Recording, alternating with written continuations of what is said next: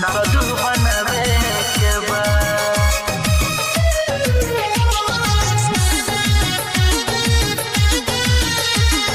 सांसद बनवे के बा। सब विरोधी के बतावे के बा, वोट के पावर देखावे के बा। काट के जनता से विनती हमार पवन भैया के जितावे के बा। दिहाए चाचा चाची सब अपना दुलारइन के सांसद बनावे के बा। सब विरोधी के बतावे के बा, वोट के पावर देखावे के बा। काट के जनता से विनती हमार पवन भैया के जितावे के बा। दिहाए चाचा चाची सब अपना दुलारइन के सांसद बनावे के बा। सांसद बनवे के बा।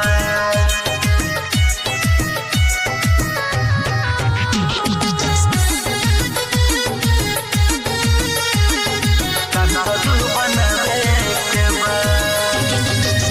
काट जनता सो करी नहीं गलती, कोनो गैर के चल नहीं चलती।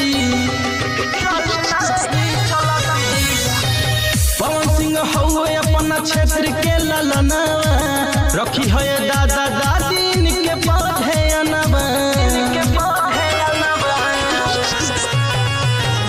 इनका हौसला बढ़ावे के बा, दिल्ली तक पहुँचावे के बा। करी है भैया भौजी सब इहे विचार, इनके सांसद बनावे के बा। काट के जनता से विनती हमार पवन भैया के जितावे के बा। सांसद बनवे के बा।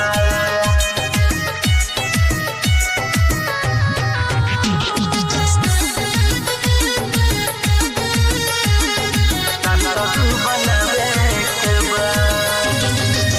करी है विकास अपना क्षेत्र में जाई के, नौकरी दिल है सब बेरोजगार भाई के।